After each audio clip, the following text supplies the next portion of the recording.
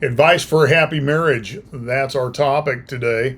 My name is Carl, and if you haven't downloaded our marriage rescue handbook, be sure and do that. You can get that at hopeformymarriage.com. Anyway, advice for a happy marriage. My wife Carol and I have been married 33 years almost. It'll be 33 years in January. And so there are a few insights we have into how to have a happy marriage. The first thing is you've got to be friends. You started off as friends, you became lovers. At some point, you made the commitment to become spouses. And so, what we want to do is we never want to lose that friendship. My wife is my best friend. I love spending time with her. I love doing things with her. I just don't feel complete if she's not with me in a lot of the things that we do. But what you have to also realize is that you're going to go through seasons of life. We got married when we were 18 years old. We're now 51 years old. Been a lot of changes along the way. Career, children, now grandchildren. Dealing with issues of old age. You creak and you ache and maybe you don't have the energy you once did in your 20s. But that's okay. You can still be the best of friends. Secondarily, you want to always be dreaming together. What is it that you as a couple want to accomplish? What are the things that are most important to you? What are you most passionate about? What's the legacy that you want to leave as a couple to your children, to your grandchildren, even your great-grandchildren? What kind of difference do you want to make in their lives? And then you always want to be exploring new things. What are some new things that you can take up that keep your relationship fresh? For us this last year, we decided we'd start doing a surprise trip once a month. So one Saturday a month, and we alternate months. One of us surprises the other. Could be a place to go eat, could be a new experience. So over the last year, we've gone to museums, we've gone to some interesting restaurants, we have had a couple of overnight trips.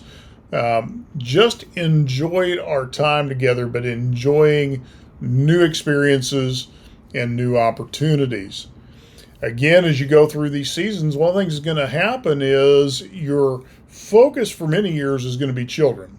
We had children living under our roof, children in school for nearly 30 years. And we are coming to the place of being empty nesters.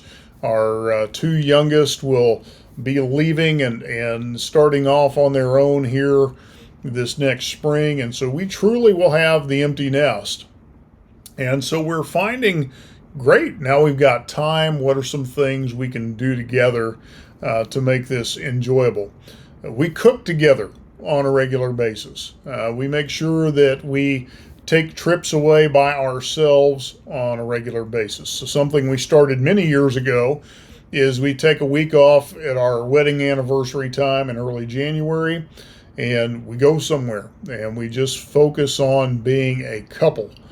Now, as we've gotten older and we've had more freedom with our time, more available money, typically we'll do that a couple of times a year, maybe 3 times a year. We'll go somewhere, we'll get away. Sometimes we do it with friends.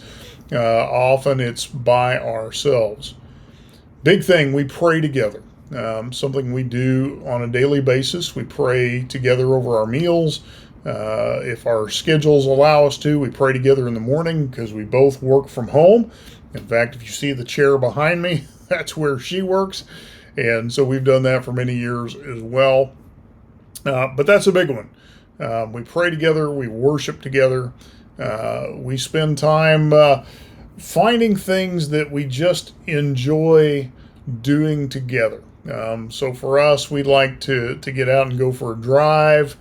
Other things that we're learning to do right now, we picked up a dancing instructional video course, so we started that this year.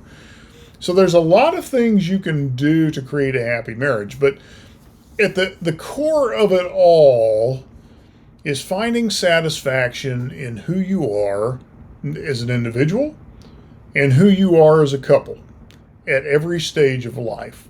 I have a mentor in business, and he says this, and I think it's appropriate for where you are today. Find everything perfect in the moment in which you find yourself, because things will change. Things will inevitably change as you grow older.